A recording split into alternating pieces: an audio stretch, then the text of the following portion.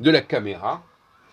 Vous savez que j'use et abuse de la caméra depuis des années, depuis notamment 2008 quand j'ai créé Téléprovidence, mais avant déjà je filmais beaucoup de nos activités.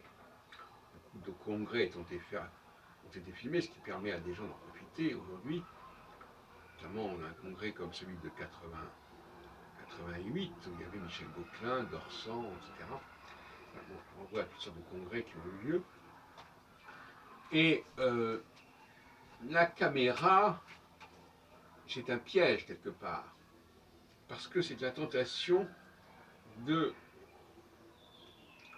passer par-dessus la tête de ceux qui travaillent sur le rapport oral-écrit. Là, par exemple, là, au lieu d'écrire mon texte et de le livrer, ce texte, je le donne oralement. Et cette oralité, elle peut circuler en plus. Donc, elle peut jouer le rôle de l'écrit qui pouvait circuler. Mais ça veut dire que, premièrement, je mets au chômage ceux qui passent de l'oral à l'écrit, mais aussi au chômage ceux qui passent de l'écrit à l'oral, que j'appelle la double oralité. Donc il y a un côté pervers dans l'utilisation de la caméra qui crée, qui détruit des emplois, et qui fait que l'auteur est à lui seul toute une usine. Il passe par-dessus la tête d'un certain nombre d'emplois, d'employés et d'employables. Est-ce que c'est une bonne chose qu'il en soit ainsi?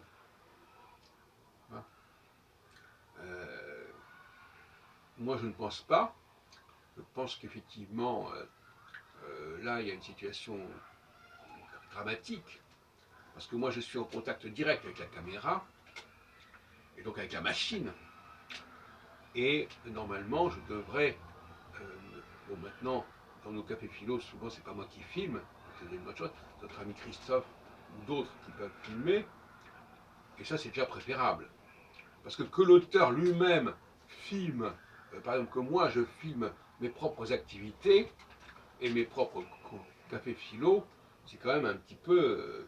Là, on est complètement dans une sorte de domination globale qui va de A jusqu'à Z. Hein.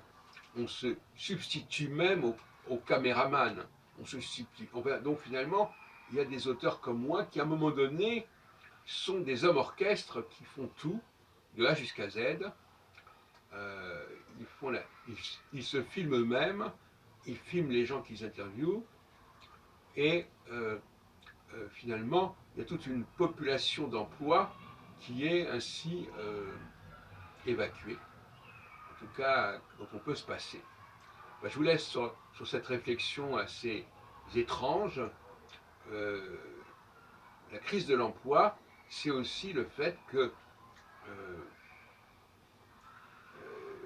on a complètement perturbé la distribution, l'organisation verticale des choses, et qu'il faudrait peut-être rétablir cette structure verticale, notamment en demandant aux gens qui sont tout en haut de ne pas avoir directement accès à la machine.